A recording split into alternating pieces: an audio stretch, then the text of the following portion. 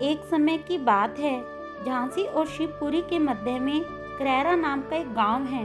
उस गांव से मोहर नाम की नदी गुजरती है। उस मोहर नदी के किनारे श्री बांके बिहारी जी का एक प्राचीन मंदिर है, जो आज भी वहां पर स्थित है। उस मंदिर के ठीक बगल में एक टूटा फूटा मकान स्थित है। एक महात्मा जी उस बिहारी जी के मंदिर में पधारे। उन्होंने वहां के पुजारी से उस मकान के बारे में पूछा कि इस मकान की क्या कहानी है। तब उन पुजारी जी ने महात्मा जी को कई वर्ष पहले की एक सत्य घटना सुनाई। बात उस समय की है जब उस मंदिर के महंत श्री रज्जव दास जी महाराज थे, और जो यह मकान टूटा फूटा है, वहां पर एक दुकान हुआ करती थी।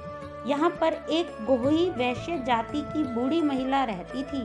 उसके परिवार में कोई नहीं था, वह अकेली ही यहाँ पर रहती थी। वैश्य जाति की होने के कारण उसकी आदत थी कुछ ना कुछ व्यापार करने की, इसलिए वह कचौरी और पकौड़ियाँ बनाती थी और बेचती थी। लोग उससे कहते थे, माई तुम इतनी बूढ़ी हो गई हो और अकेली रहती हो, तुम्हारे पास इतना बड़ा मकान है, दुकान है, रोज व्यापार भी करती हो, क्या करोगी इतने धन का? ये सब छोड़कर भगवान का नाम क्यों नहीं लेती?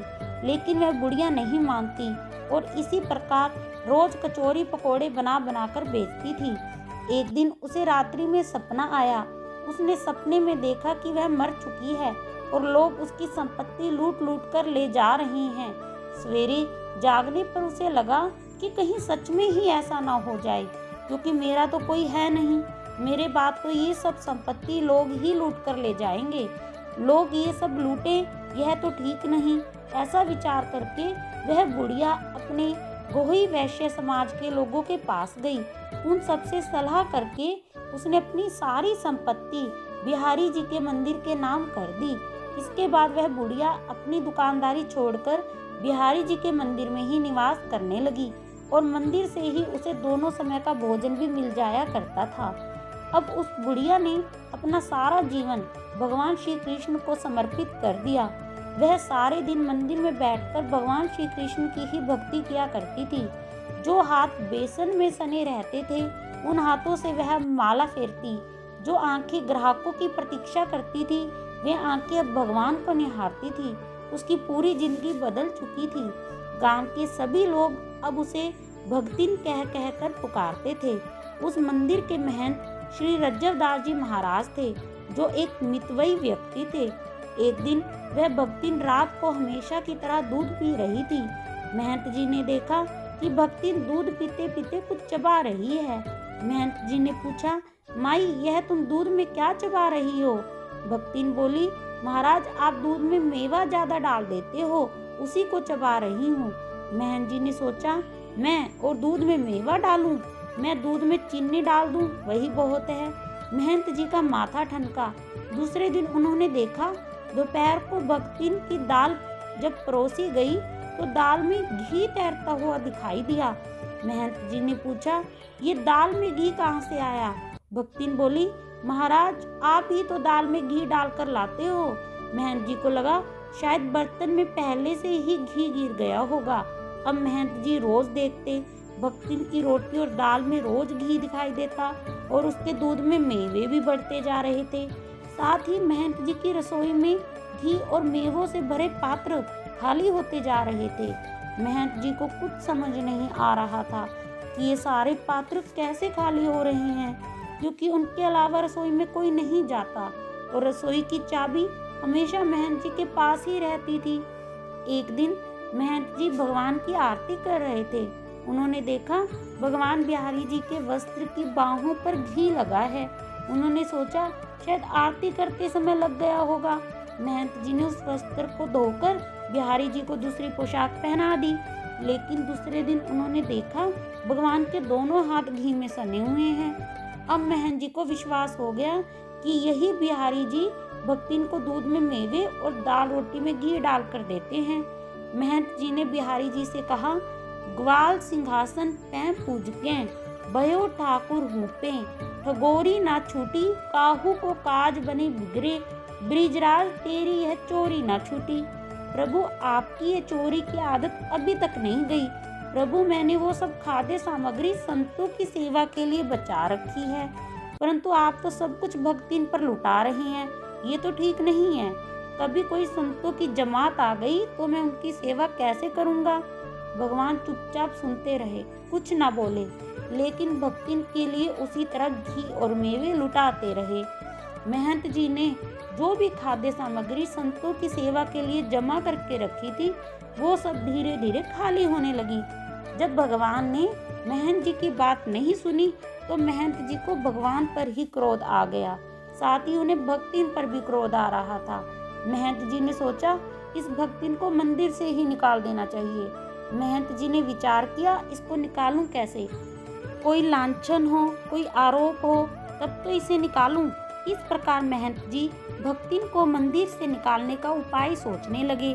महंत जी ने विचार किया और एक दिन वह मंदिर के दरवाजे पर बैठ गए और उस रास्ते से जितनी महिलाएं और पुरुष निकलते उनसे कहने लगे, भक्ति ने तो एक आदमी रख लिया है।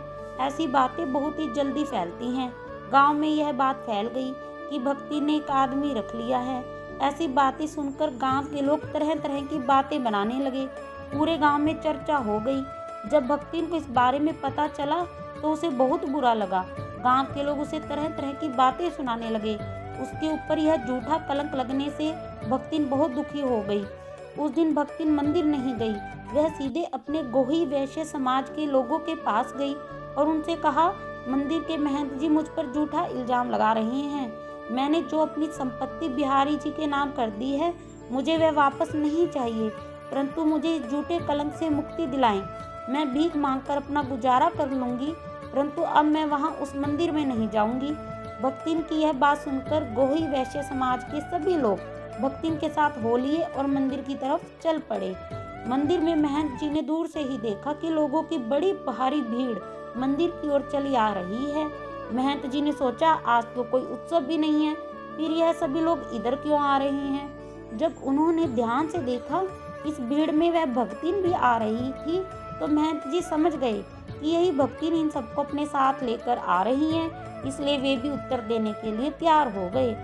जैसे ही सभी लोग मंदिर पहुंचे, किसी के कुछ भी कहने से पहले महंत जी बोले, भोजन में नित घर्त सब कर सो लेत, भर भर देत या भक्तिन की थारी जू, मंदिर में मेवा के सारे पात्र रीते पड़े, कैसे रहेगी बात रीते पर हमारी जू। लोग समझे नहीं। महंत जी बोले, मंदिर के सारे घी मेवा के पात्र धीरे धीरे खाली होते जा रहे हैं। यदि कोई साधुओं की जमात आ गई तो हम समय पर उन्हें क्या खिलाएंगे। सभी लोग बोले, अगर ऐसा है तो यह कहिए कि भक्तिन चोरी करती है, लेकिन आपने तो इस पर दूसरा ही कलंक लगा दिया। महंत जी बोले, यह चोर नहीं है, यह सच्ची और ईमानदार है। लोग बोले, तो फिर आपने इस पर यह कलंक क्यों लगाया। महंत जी बोले, या के भक्ति भाव पर हम हूँ बलियारी जू, कैसे यह प्रतीत कराए हम पति या भक्ति ने बनाए हैं बिहारी जू। इसकी भक्ति ने बिहारी जी को अपने बस में कर लिया है। वही इसको मंदिर की रसोई से चुरा चुरा कर मेवे और घी खिलाते हैं। बिहारी जी ने इसे गोपी रूप में स्वीकार किया है और इसने बिहारी जी को पति रूप में मान लिया है, इसलिए हमने कुछ भी गलत नहीं कहा। यह कहकर महंत जी ने सभी लोगों को मंदिर में घटित हुई सारी बातें बता दी। सब लोग क्या सोचकर आए थे और मंदिर आकर उन्हें कुछ और ही पता चला। ये बातें सुनकर सब लोगों की आंखों में आंसू आ गए। सभी लोगों ने कहा, महंत जी, अब आप इस भक्तिन की चिंता ना करें, हमारे इतने परिवार हैं, ये जिस भी परिवार में पहुंच जाएगी वहाँ के लोग इसे भोजन कराकर सोम को धन्य मानेंगे। जिसका भगवान से नाता हो उसकी सेवा करना तो हम सभी का सौभाग्य होगा। भक्ति ने कहा, अब मैं कहीं नहीं जाऊंगी, यहीं इसी मंदिर में ही रहूंगी। दोपहर को महंत जी भोजन लेकर आए, लेकिन भक्ति ने भोजन खाने से मना कर दिया, कहा मुझे भूख नहीं है। महंत जी बोले, हाँ, अब तुम हमारे यहाँ भोजन क्यों करोगी, कल से तो तुम्हारा बड़े बड़े सेठों के यहाँ निमंत्रण है। यह कहकर महंत जी चले गए। रात को महंत जी दूध लेकर आए, भक्ति ने नहीं पिया। वह सारी रात श्री बिहारी जी के सामने बैठी रही। महंत जी को भी नींद नहीं आ रही थी, वे भी भक्ति को अपने कमरे से बैठे बैठे देख रहे थे। सुबह के 3 बजे जब सब लोग सो रहे थे, भक्ति ने भगवान की देहली पर सिर रखकर आंसू बहाए और उनसे कहा, नाथ को नाम क्यों बदनाम, वैरागी सोना विवाद बढ़ाऊं और आपके हाथ से पायूं प्रसाद। कहाँ अब किसी और के हाथ से पाऊं। अर्थात आपका नाम बदनाम किया, इसलिए मैं और अधिक बात बढ़ाना नहीं चाहती। और जब आपके हाथ से प्रसाद पाया तो अब क्या किसी दूसरे के हाथ से प्रसाद पाऊं। ऐसा कहकर जैसे ही भक्ति ने अपना सिर मंदिर की देहली पर रखा, अचानक एक बहुत तेज प्रकाश हुआ। गड़गड़ाहट के साथ मंदिर के सभी दरवाजे खुल गए और मंदिर की सभी घंटियां अपने आप बज उठी। महंत जी और सभी लोग जागकर अपने अपने कमरों से बाहर आए। सभी ने देखा कि भक्तिन के शरीर से एक प्रकाश पुंज निकला और बिहारी जी के श्री विग्रह में जाकर समा गया। भक्तिन के प्राण श्री बिहारी जी में विलीन हो चुके थे। पूरे करैरा गांव में इस बात का हल्ला मच गया। अगले दिन करैरा गांव में ही महुअर नदी के किनारे भक्तिन का अंतिम संस्कार किया गया और वहीं पर उसकी समाधि भी बनाई गई। महंत रज्जवदास जी जब तक उस मंदिर में रहे, उनका नियम था भगवान की आरती करने के बाद वे छत पर चले जाते और छत से उस समाधि की भी आरती उतारते। आज भी वह करैरा गांव है, वहां आज भी बिहारी जी का वही प्राचीन मंदिर है। मंदिर के बगल में वही खंडर मकान है और आज भी उस भक्तिन की समाधि वहां उस महुअर नदी के किनारे स्थित है। हरे कृष्णा।